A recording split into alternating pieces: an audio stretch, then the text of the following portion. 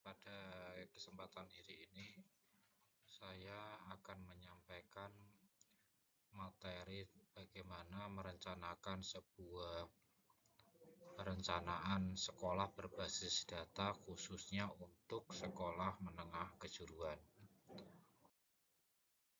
Bahwa di dalam setiap sekolah oleh pemerintah melalui aplikasi Belajar ID lewat akun kepala sekolah dan beberapa orang guru telah dikirim rapor pendidikan dan itu mencerminkan level-level atau kondisi terkini tiap sekolah atau satuan pendidikan.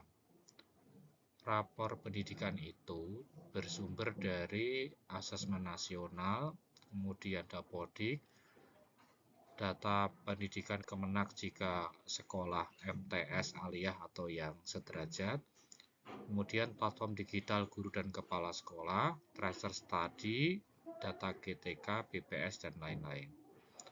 Dari sumber data tersebut akan ada laporan sebuah profil satuan pendidikan. Perbandingan rapor sebelumnya dan rapor tahun ini, selisih itu adalah kemampuan sekolah itu mencapai level-level tertentu, apakah ada perbaikan ataukah ada penurunan.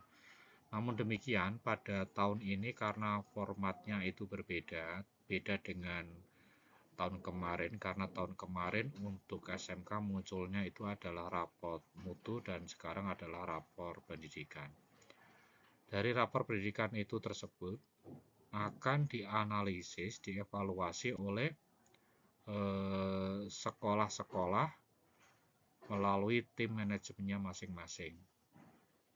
Sehingga dari analisis tersebut nanti akan disampaikan ke pihak yang lebih terkait, yaitu Badan Akreditasi Nasional data-data itu untuk mendukung apakah sekolah itu perlu diakreditasi atau tidak.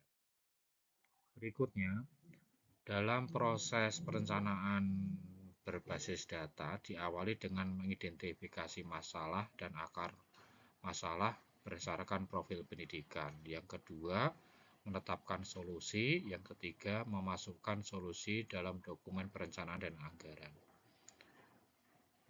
Tentunya strategi tiga ini secara konten akan berbeda antara PAUD, Didaksmen, dan SMK. Tujuan perencanaan berbasis data adalah untuk melakukan perubahan bermakna dalam merumuskan kegiatan dan anggaran bagi peningkatan mutu pendidikan.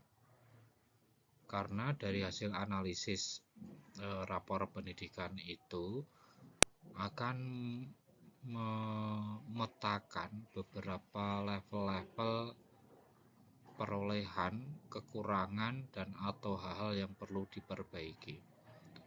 Dengan dimulai menggunakan data rapor pendidikan yang terintegrasi, komprehensif, dan objektif. Kedua, melakukan refleksi dan perbaikan berkelanjutan dari tahun ke tahun.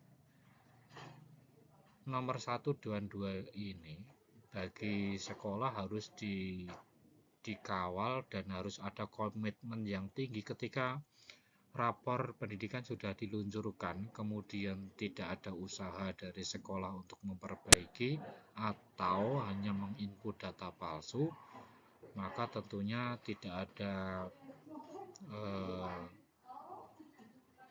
perubahan yang bermakna terhadap rapor pendidikan tersebut. Kemudian yang ketiga, sekolah harus melibatkan pemangku kepentingan secara aktif dalam proses perencanaan. Baik itu stakeholder atau Dudika atau yang lain. 4. Pendampingan yang menyeluruh dan berkelanjutan. 5. Monitoring evaluasi pelaksanaan kegiatan yang terus-menerus. Tahapan pelaksanaan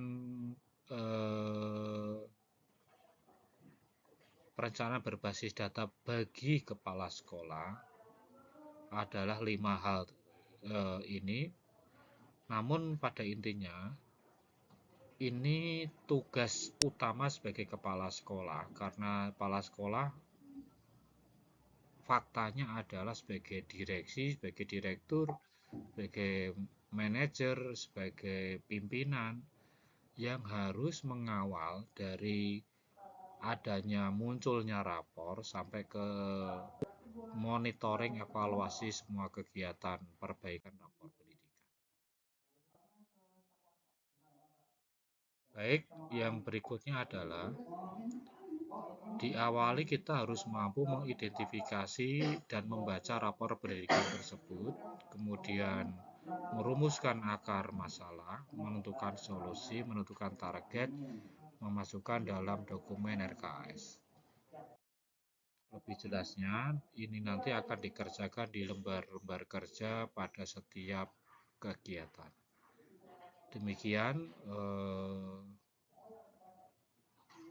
perencanaan berbasis data ini akan menjadi solusi, menjadi jalan keluar. Ini adalah sebuah strategi untuk mencari akar masalah dari sebuah masalah di satuan pendidikan. Terima kasih.